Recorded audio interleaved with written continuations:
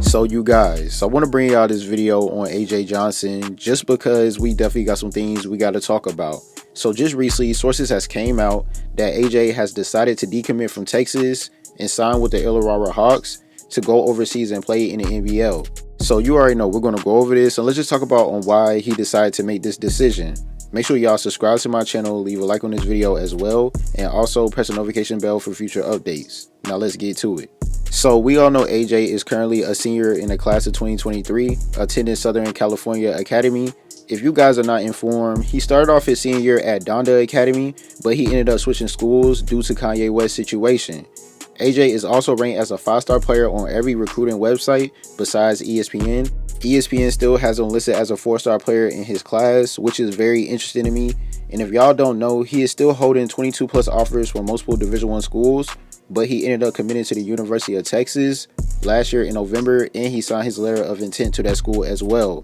So it seemed like he was on his way to play for the Texas Longhorns for next season, but just recently, AJ decided to decommit from Texas and go overseas to join the NBL in Australia, and also sign a deal with the Illawarra Hawks, just like Lamelo Ball. We all know Lamelo was a top player as well coming out of his class, and he decided to go overseas and sign with the Illawarra Hawks for 1 year due to the NCAA ruling him ineligible to play college basketball.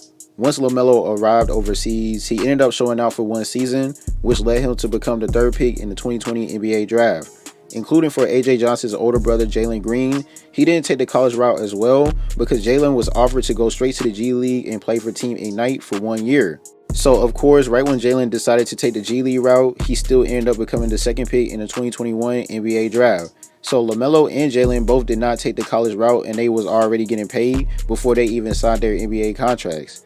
So for AJ, he is definitely taking notes from both of them because he is basically in the same position trying to find out what's the best route for him. If you guys do not know, AJ is currently projected as a lottery pick in the 2024 NBA mock draft. So NBA scouts definitely have their eyes on him and want to see him develop his game throughout this next year. Right now, AJ is being represented by agent Bill Duffy of WME Basketball. So he is definitely prepared to take the next step in his basketball career. So I'm very excited for him because he has everything lined up the right way for him to get drafted in the 2024 NBA draft. And on top of that, he had about 5 months to think about if he wants to go to college or go overseas and play for the NBL.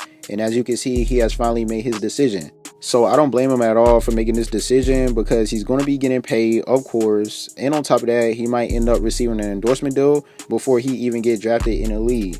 And honestly, the good thing about AJ going overseas and playing for the NBL is that he's going to develop his game quicker, of course, because he's going to be playing against grown men. And if y'all don't know, ever since Lamelo left the NBL, he has made such a big impact on the league. They decided to create a program that's called the NBL's Next Stars, which is a development program that helps players develop their games, such as Josh Giddey, including Usam Dane, who both got drafted and also are currently teammates playing for the OKC Thunder. So this is definitely a good decision for AJ Johnson because he's going to benefit from this a lot.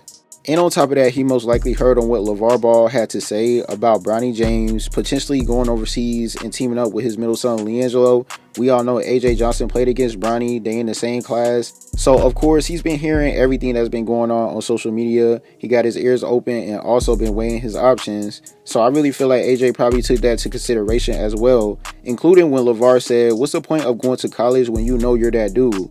Honestly, in my opinion, that statement could apply to a lot of top basketball players because when you think about it, what's the point of going to college if you know if you go overseas and do your thing, you're going to get paid, and on top of that, become a lottery pick? Of course, it's not for everyone, but I'm just saying for certain guys such as AJ Johnson, LaMelo Ball, even if Jalen Green would have went overseas, of course, he would have still got drafted. But even LeVar said, I want to wake up, go practice, go back to sleep, go practice, have a game, practice. That's all I want to do. I don't want to be like, hey, I'll meet you in the student union for study hall. So of course AJ Johnson probably feel the exact same way. He ain't trying to go to school to do schoolwork and meet students at the student hall. He know exactly what he wants to do and where he wants to be. He has a prime example such as Jalen Green that went straight to the G League, then got drafted. He literally became the second overall pick, including Lamelo Ball, by going overseas. So he literally has two prime examples in front of him, and on top of that, he plays similar to them as well. So I don't blame AJ for decommitting from the University of Texas and going overseas to play in the NBL and sign with the Illawarra Hawks. In my opinion, I really feel like this is a real good move for him. He even posted the source on his Instagram story. It honestly was not expected at all. I can't even lie, just because he was already committed to Texas since last year in November. So it's just like I kind of did forget about him because he was already committed to his school and I thought he was just getting ready for college. But now that all these sources has came out, now he's literally back in the media and he's honestly the headliner right now. So of course, once he go overseas, he can have a big impact just like LaMelo Ball. It's just the only difference is LaMelo is really one of one, just because we all know he had his own TV show with his family. Once he went overseas, all eyes was on LaMelo. He literally had the whole world watching him. And that's really the difference from LaMelo. He had major clout entering overseas because he was getting interviewed by ESPN and he was projected to be the #1 pick.